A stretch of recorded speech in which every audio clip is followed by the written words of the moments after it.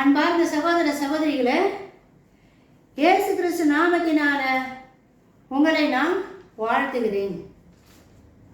நம்ம இவ்வளோ நேரம் கடந்த வீடியோவிலலாம் என்ன பார்த்தோன்னா, பிதாவாகிய தேவன் தனது ஒரே குமாரனாகிய இயேசு கிறிஸ்துவை, அதாவது தலைச்சன் பிள்ளையாக இருக்கிற இயேசுவை எதுக்கு சிலுவையில் பலி செலுத்தினாரு? அவருடைய விருப்பம் பரலோகத்தையும் பூலோகத்தையும் ஒன்றா இணைக்கணும் அப்படின்னு தான் பிதாவுடைய விருப்பம். அந்த விருப்பத்தை நிறைவேற்றத்துக்காக தான் இயேசு சாமி இந்த பூமிக்கு அனுப்பி வச்சாரு. இயேசு சாமி சிலுவையில் பலி செலுத்தினார். அதனுடைய அர்த்தம் தான் எபிரேய மொழியில் முதல் அர்த்தம் ஆல்ஃபா. ஆல்ஃபான்ற எழுத்துக்கு அர்த்தமும் நம்ம கடந்த வீடியோவில் நம்ம பார்த்தோம். இப்போ இயேசு சாமி சிலுவையில் இந்த பூமியில் இருக்கிற எல்லா மக்களுடைய பாவங்களுக்காகவும் இயேசு சிலுவையில் பலி செலுத்திட்டாரு. இயேசு சாமி பலி செலுத்திட்டார். யாரு? பிதாவாகிய தேவன். இயேசு சாமி இப்போ அவர் தானே தலைச்சம் பிள்ளை. யாரு? இயேசு சாமி தான் தலைச்சம் பிள்ளை. பிதாவாகிய தேவனுக்கு தலைச்சம் பிள்ளை இயேசு சாமி தான். நம்ம எல்லாருமே அதுக்கப்புறம் நம்மளும் இயேசுக்கு, ஆனால் தலைச்சம் பிள்ளை இயேசு சாமி தான். அதுக்கப்புறம் தான் நம்ம எல்லாம் அவருக்கு பிறந்த பிள்ளைங்க. பிதாவாகிய தேவனுக்கு இந்த பூமியில் இருக்க எல்லா மக்களும் அவருடைய பிள்ளைங்க தான். ஸோ நம்ம எல்லாரையும், இந்த பூமியில் இருக்கிற எல்லா மக்களையும் பரலோகத்துக்கு கொண்டு போகணும். பாவமெல்லாம் கழுவப்பட்டு சுத்தமாக்கப்பட்ட பிறகு கடந்த வீடியோவில் என்ன பார்த்தோம்? பரலோகமும் பூலோகமும் ஒன்றா இணைக்கணுன்றதா பிதானுடைய சித்தம். ஸோ பிதானுடைய சித்தம் பரலோகமும் பூமியும் ஒன்றா இணையணும்னா அப்போ இந்த பூமியில் இருக்கிற மக்கள் பரலோகம் போகணும். பரலோகத்தில் இருக்கிற பிதாவையும் பூமியில் இருக்கிற மக்களையும் ஒன்றா இணைச்சவர் இயேசு சாமி தான். ஸோ அதை அப்படி யாரெல்லாம் அவருக்கு பிள்ளையா மாற்றப்பட்டாங்களோ, பிதாவாகிய தேவனுக்கு யாரெல்லாம் பிள்ளையா மாற்றப்பட்டாங்களோ, எப்படி பிள்ளையா மாற்றப்பட்டாங்க அப்படின்ற விஷயத்த ஒரு 3 வீடியோக்கு முன்னாடி நான் பேசுகிறேன். பாவம் எப்படி கழுவப்படுது, இயேசு கிறிஸ்து ரத்தத்தின் மூலமா கிடைக்கிற ரட்சிப்பினுடைய சந்தோஷம் அப்படின்ற தலைப்புல நான் பேசியிருக்கிறேன். பாவம் எப்படி கழுவப்படுது. தயவுசெய்து நீங்க பார்க்கலன்னா அந்த வீடியோ போய் பாருங்க. பாவம் எப்படி கழுவப்படுது. ஸோ இயேசு கிறிஸ்து அவருடைய ரத்தத்தினால நம்ம பாவங்களை கழுவிட்டார். நம்ம போய் அவர்கிட்ட நம்ம செஞ்ச பாவத்தையெல்லாம் அறிக்கையிடுறோம். அவரும் மனமெருங்கி நம்ம பாவத்தையெல்லாம் மன்னிச்சு அவர் ரத்தத்தினால நம்ம பாவங்களை கழுவி நம்மளை சுத்தம் பண்ணிட்டாரு. நம்மளை சுத்தம் பண்ணிட்டு நம்ம இப்போ பரிசுத்தம் ஆயிட்டோம். பரிசுத்தம் ஆயிட்ட பிறகு நம்ம பரிசுத்தமாக இருக்கிறோம்ன்றதுக்கு அடையாளமாக ஒரு பரிசுத்தம் என்ற ஆடையை நம்ம மேலே மூடி பிதாவுக்கு பிள்ளையா ஒப்பு கொடுக்கிறாரு. பிதாவும் நம்மளையெல்லாம் ரட்சிக்கப்பட்ட மக்கள் எல்லாம் அவரோட பிள்ளையா அவர் ஏற்றுக்கொள்றாரு. ஸோ நான் ரட்சிக்கப்பட்ட ஒரு ஆளு, இயேசு கிறிஸ்துவனுடைய ரத்தத்தினால நான் கழுவப்பட்டுட்டேன். என் பாவங்கள் கழுவப்பட்டுடுச்சு. இப்போ நான் பிதாவுக்கு புள்ளியா மாறணும். புள்ளியா மாறணும்னா அதுக்கு ஒரு அடையாளம் வேணும் இல்லை? இப்போ கூட நம்ம குழந்தைங்கள்லாம் பிறந்தாக்கா பர்த் சர்டிஃபிகேட் கேட்குறோம் இல்லை? குழந்தை பிறந்தனுடைய பிறப்பு சான்றிதழ் கேட்குறோம். யார் அப்பா அம்மா, எந்த தேதியில் பிறந்தது, இவங்களுடைய பிள்ளைதானா அப்படின்றதெல்லாம் அந்த டிஎன்ஏ மூலமாக டெஸ்ட் பண்ணி ஆமாம் இவங்க பிள்ளைதானு உறுதிப்படுத்துகிறாங்க. நம்ம தாய் தகவனு நம்ம பிள்ளைகளாக இருக்கிறோம். அரசாங்கமே இந்த சான்று நம்மளுக்கு கொடுக்குது. ஸோ இந்த பூமியில் இருக்கிற நம்ம பிதாவுக்கு புள்ளியாக மாறிட்டோம் அப்படின்றதுக்கு இன்னும் அடையாளம் எதை வச்சு சொல்கிறது? நான் பிதாவுக்கு புள்ள அப்படின்றத நான் எப்படி சொல்ல முடியும்? என்னால் எப்படி சொல்ல முடியும் அப்படின்னா இதை நம்ம வசனத்தின் மூலமாகவே நம்ம பார்க்கலாம். நம்ம ஆண்டவராகி இயேசு கிறிஸ்து தான் இந்த வசனத்தை சொல்லிக்கிறாரு. ஸோ அந்த வசனத்தை இப்போ நம்ம பார்க்க போகிறோம்.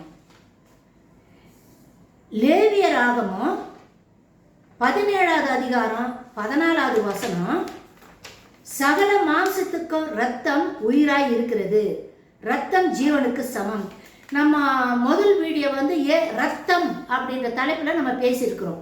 ரத்தத்தில் என்னென்ன இருக்குது? சிவப்பு அணுக்கள் இருக்குது, வெள்ளை அணுக்கள் இருக்குது.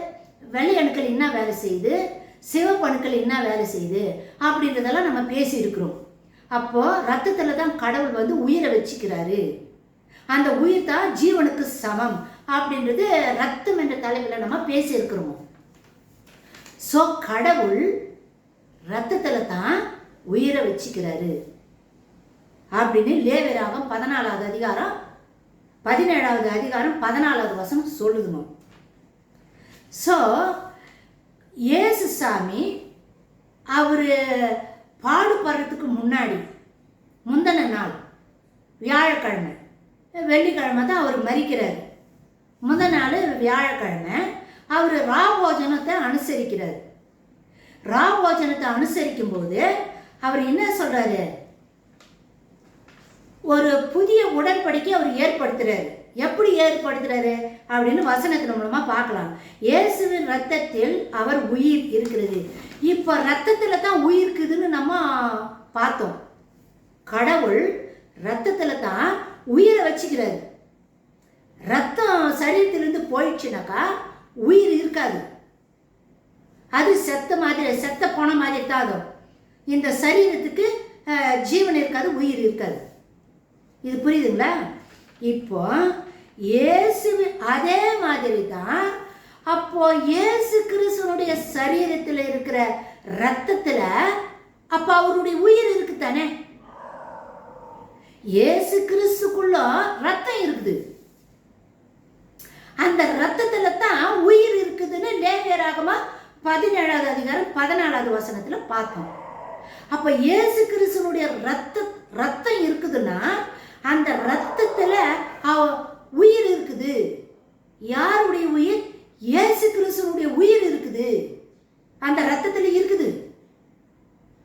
இது புரியுதுங்களா? சரி, இப்போ 1 கொரிந்தியர் 11வது அதிகாரம் 23வது வசனத்திலிருந்து இப்போ நம்ம பார்க்க போறோம்.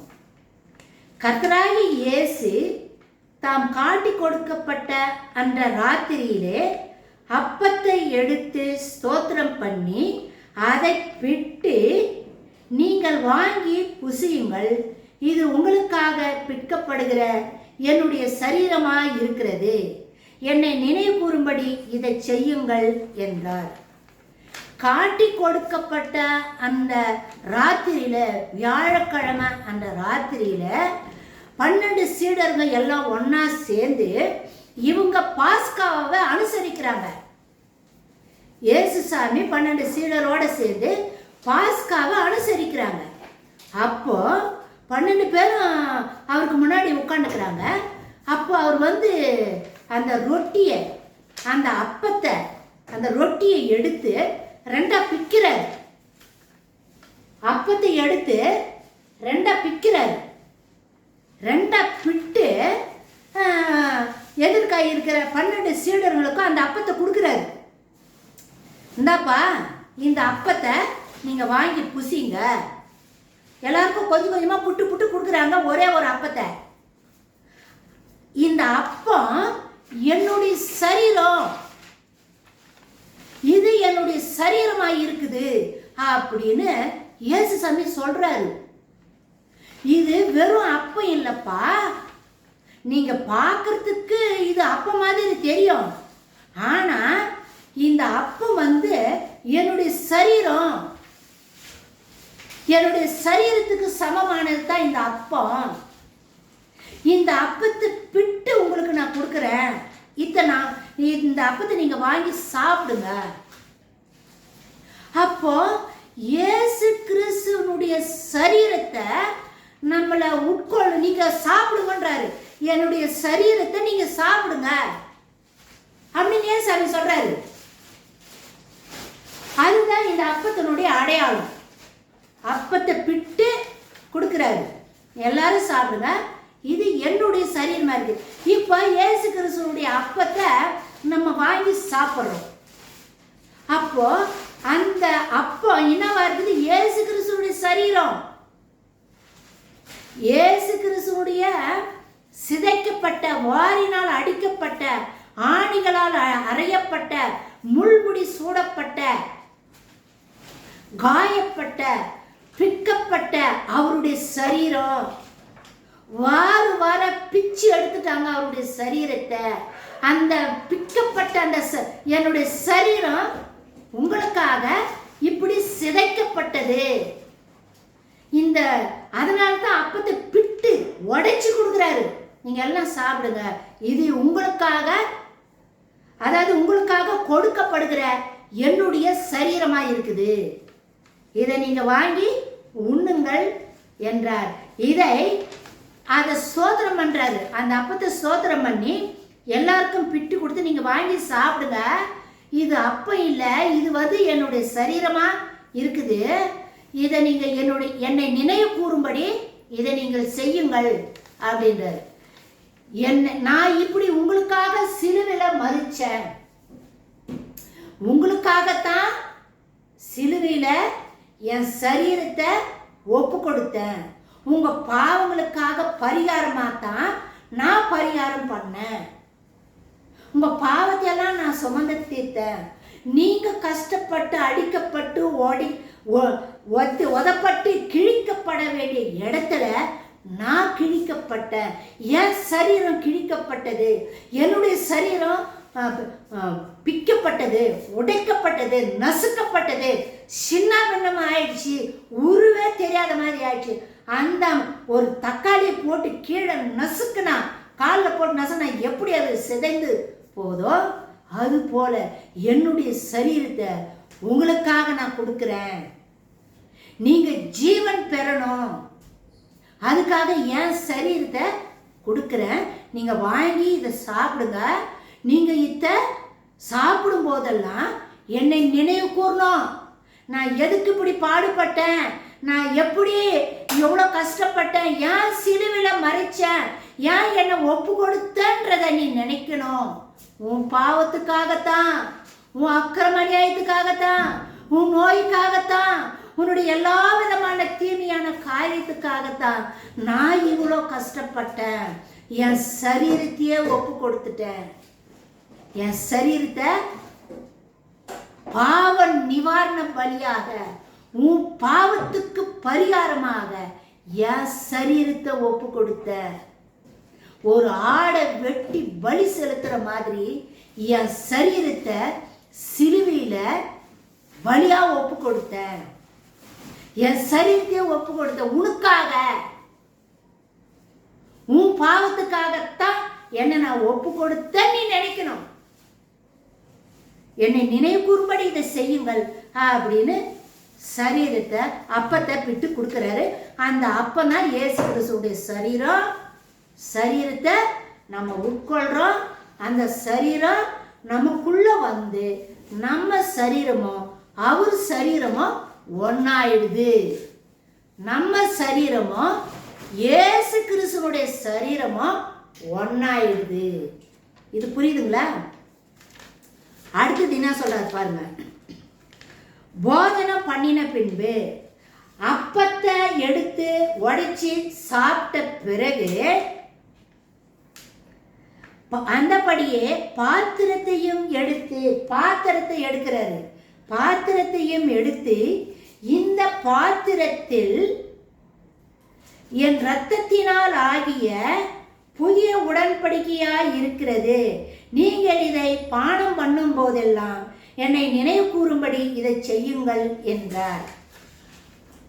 சரீரத்தை கொடுத்துட்டாரு சாப்பிட சொல்லிட்டு. அடுத்தது பாத்திரத்தை எடுக்கிறாரு. பாத்திரத்தை எடுத்து அந்த பாத்திரத்துல ஒயின், திராட்சை ரசம் இருக்குது. அந்த திராட்சை ரசத்தை அவர் என்ன சொல்றாருன்னா, இது திராட்சை ரசம் இல்லப்பா, இது என்னுடைய ரத்தம், ரத்தம் மாதிரி இருக்குது, என்னுடைய ரத்தம். திராட்சை பழத்தை புழிக்கணும், அதாவது கசக்கி புழிஞ்சி எடுத்தா தான் அந்த பழத்திலிருந்து ஜூஸ் வருது, அதாவது திராட்சை ரசம் வருது, திராட்சை ஜூஸ் வருது. அப்போ இயேசு சாமி அதே போலதான் இயேசு சாமி என்ன சொல்றாரு, இது என்னுடைய அந்தபடி பாத்திரத்தை எடுத்து, இந்த பாத்திரம் என் இரத்தத்தினால் ஆகிய புதிய உடன்படிக்கையின் அடையாளமா இருக்குது. இந்த பாத்திரத்துல இருக்கிற அந்த திராட்சை ரசம் இல்லப்பா, அது என்னுடைய ரத்தமா இருக்கு. ரத்தம் என்னுடைய ரத்தம்ன்றாரு. இது திராட்சை ரசம் இல்ல, என்னுடைய ரத்தம்ன்றாரு. திராட்சை ரசம் புளிஞ்சாத்தம் ரசம். அப்போ பழம் பிழியப்படும், கசக்கணும். அப்போ சரீரம் கசக்கணும், அவருடைய சரீரம் கசக்கணும். நல்லா கசக்கி புழிஞ்சாதான் ரத்தம் வரும், திராட்சை ரசம் கிடைக்குது. இந்த ரசம் தான் என்னுடைய ரத்தம்ன்றாரு. இந்த ரத்தத்தை நீங்க பானம் பண்ணணும், என் ரத்தத்தை நீங்க பானம் பண்ணணும், நீங்க குடிக்கணும். இந்த ரத்தத்துல என்ன இருக்குது? ரத்தத்துல உயிர் இருக்குதுன்னு நம்ம பார்த்தோம். பொதுவா ரத்தத்துல கடவுள் என்ன வச்சுக்கிறாரு? உயிரை வச்சுக்கிறாரு. அந்த உயிர் ஜீவனுக்கு சமம் அப்படின்னு பார்த்தோம். அப்ப இயேசு கிறிஸ்துவோட ரத்தம் இது என்னுடைய ரத்தம்ன்றாரு. இந்த ரத்தத்தை நீ குடிக்கும் பொழுது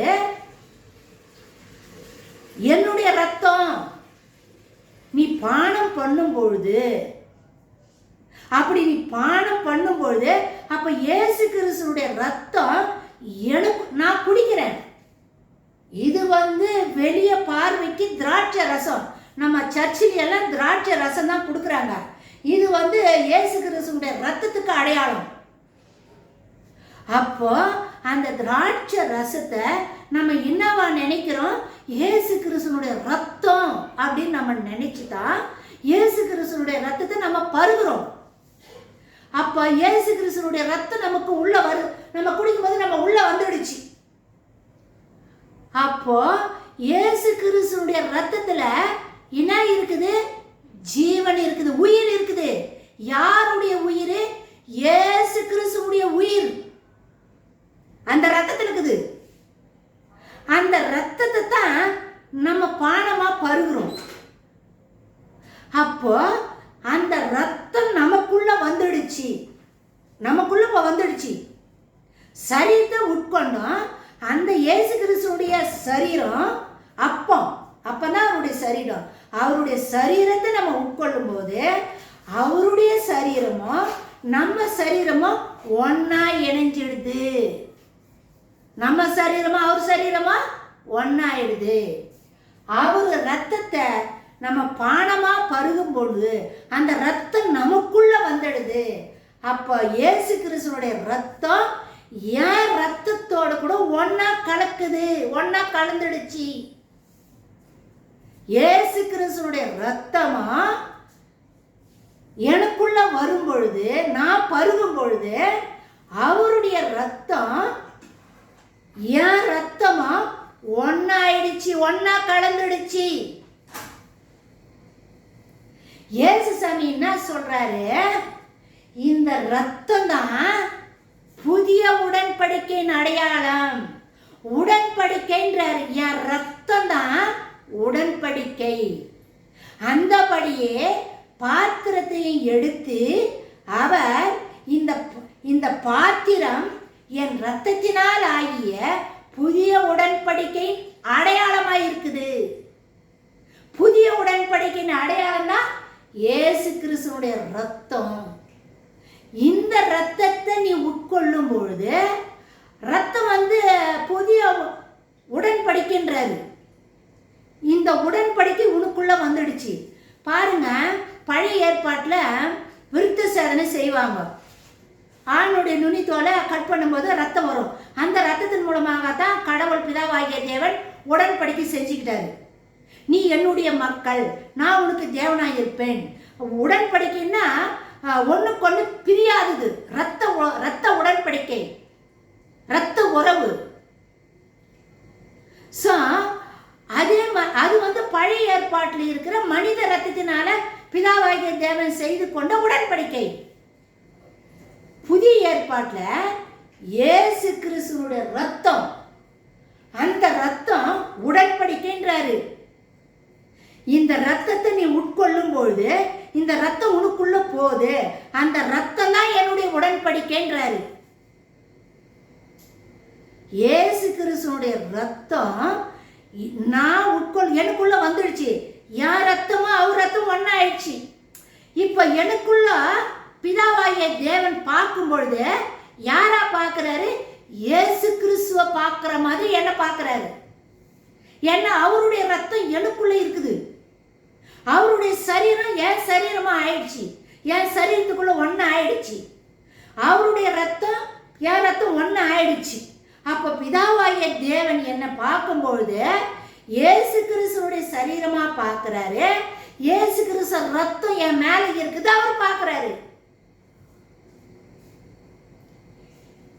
இந்த ரத்தம், இயேசு கிறிஸ்துவோடைய ரத்தம் எனக்குள்ள வைக்கிறாரு. இந்த ரத்தத்தை நான் பானமா பருகும் பொழுது அவருடைய உயிர், அவரே எனக்குள்ள வந்துட்டாருங்க. இயேசுனுடைய உயிர் எனக்குள்ள வந்துடுச்சு. இப்போ என்னை யாரா பார்க்கிறாரு? இயேசு பிதாவாகிய தேவன்னா அவருடைய குமாரனை எப்படி பார்க்கிறாரோ அதே மாதிரி தான் என்ன பார்க்கிறாரு. ஏன்னா எனக்குள்ள இயேசு கிறிஸ்து ரத்தம் இருக்குது, எனக்குள்ள இயேசு கிறிஸ்துனுடைய சரீரம் இருக்குது.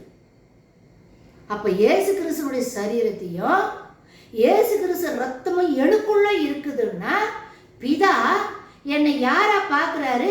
அவருடைய புள்ள. இயேசு கிறிஸ்து மூத்த புள்ள. அந்த புள்ளை எப்படி பார்க்கிறாரோ அதே மாதிரி தான் என்னையும் பார்க்கிறாரு. அதே மாதிரி தான் என்னையும் பார்க்கிறாரு.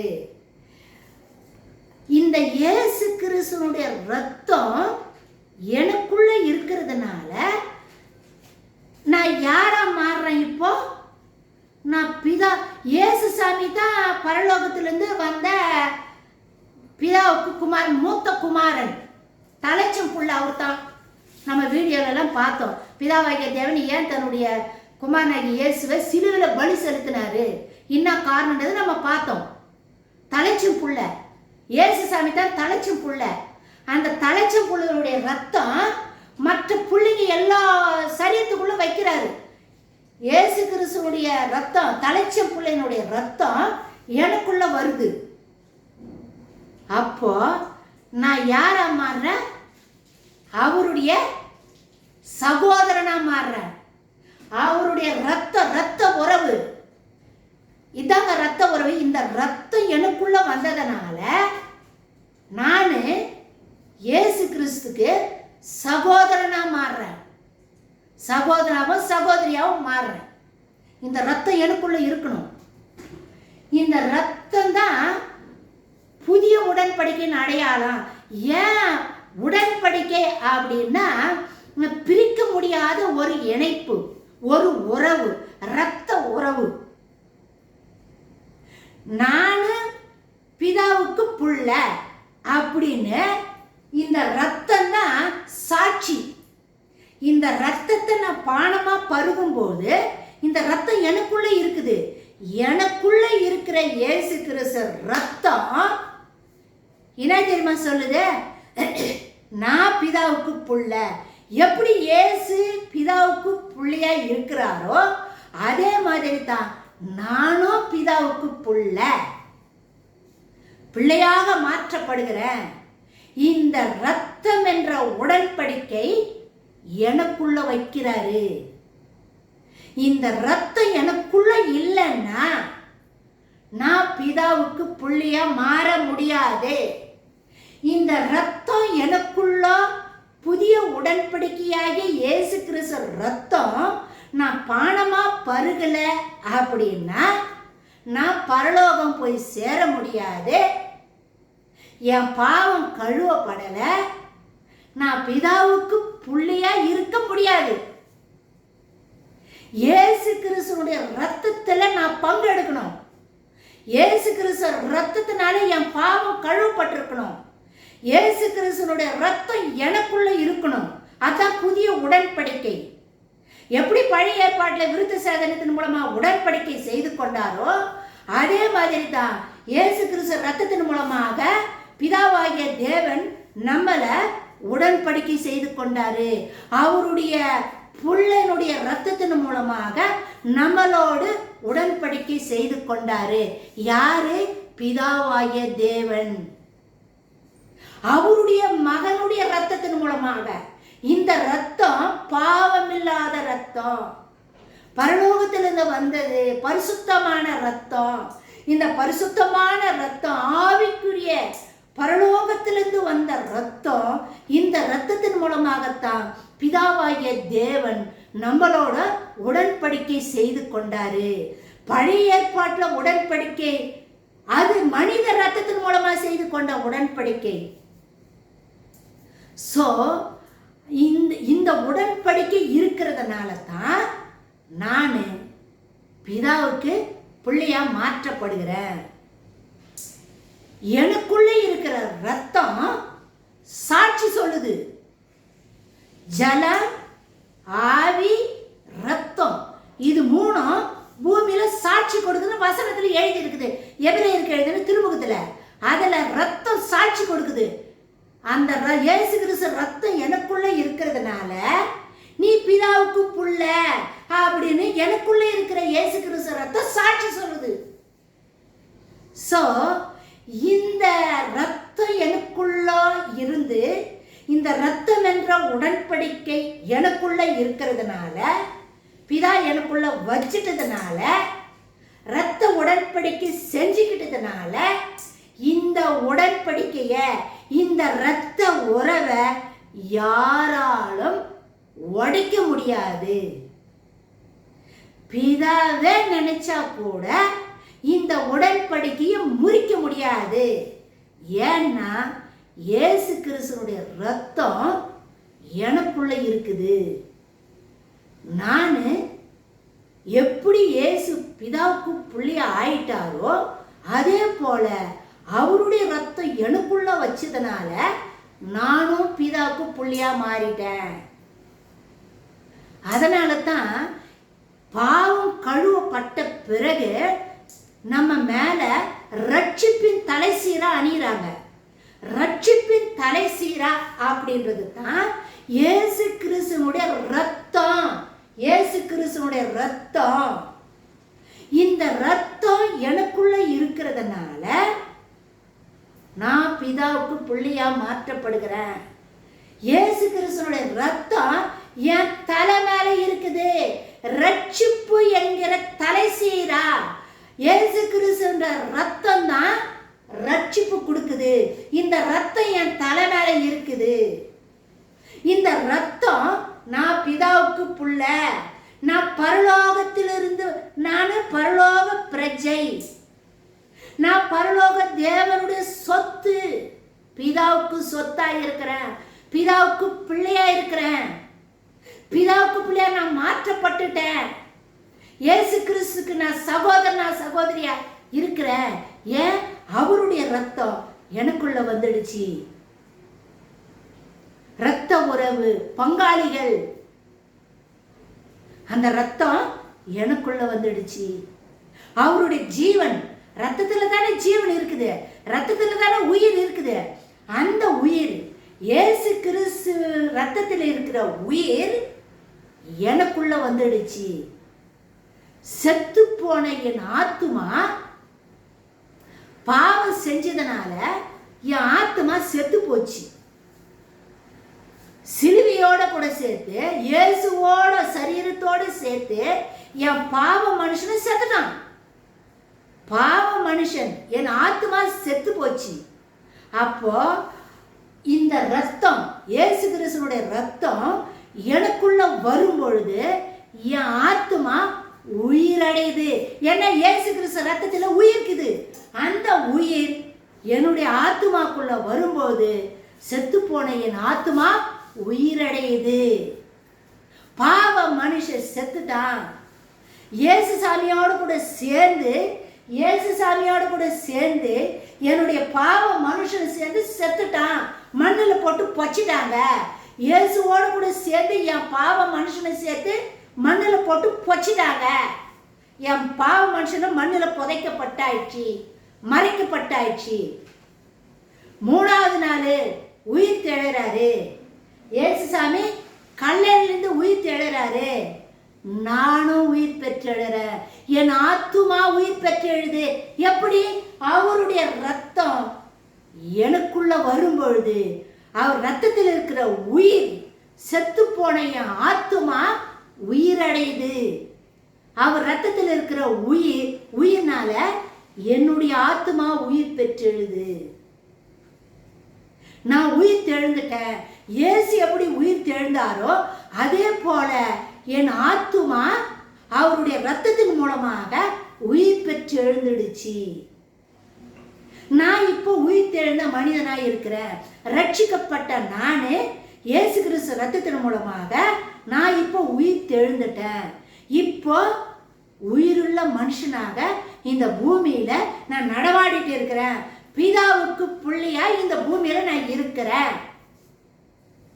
நான் பிதாவுக்கு புள்ள அப்படின்றத என் மேல இருக்கிற ரத்தங்கிறது பாரு, அவருடைய ரத்தம் நான் உட்கொள்றேன் பாரு, அந்த ரத்தம் சாட்சி சொல்லுது. நீ பிதாவுக்கு புள்ள அப்படின்னு ரத்தம் சாட்சி சொல்லுது. புரியுதுங்களா? இன்னும் கூட நம்ம டீப்பா பார்க்க போறோமோ. இதனால இன்னும் என்னென்னலாம் நடக்குது, என்னென்ன காரியமெல்லாம். ஸோ இதுவே நிறைய நேரம் எடுத்துச்சு. நீங்கள் பார்க்கறதுக்கு சலிப்பாயிடும். ரொம்ப சுருக்கமாக சொல்கிறேங்க நான்.